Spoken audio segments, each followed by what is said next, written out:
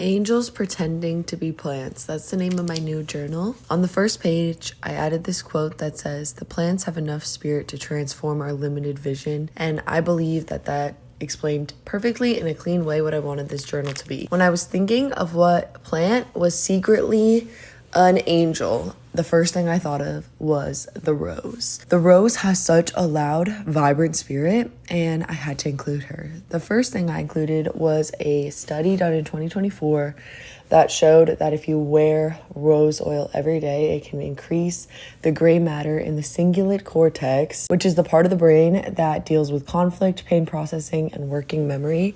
It literally grows your brain to wear rose oil. Why wouldn't you?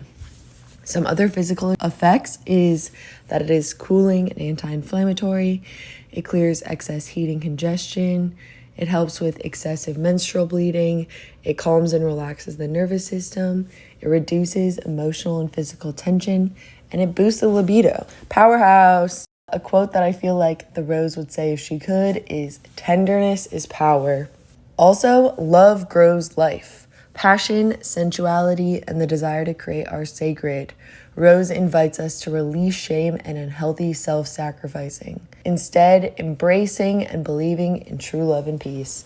I can't think of a woman who hasn't done some self-sacrificing in her life, so that is such an important thing that we need to learn. I also believe that the rose connects us to our sacred feminine lineage. It is deeply connected to women and their sacred cycles. I see rose as a gift to women from God. It provides cycle support that doesn't push you, but helps you soften, which I think we all need in order to feel safe.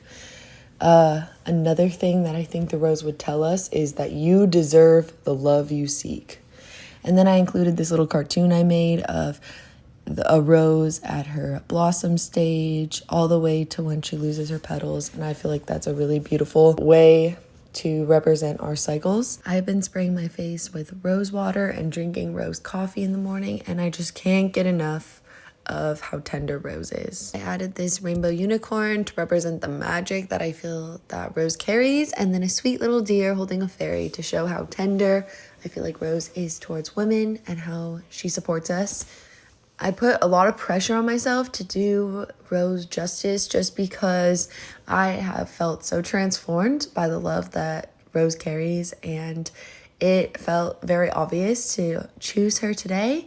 Thank you for watching this. This is my series, Angels Pretending to Be Plants. We will learn about a new plant tomorrow. Bye.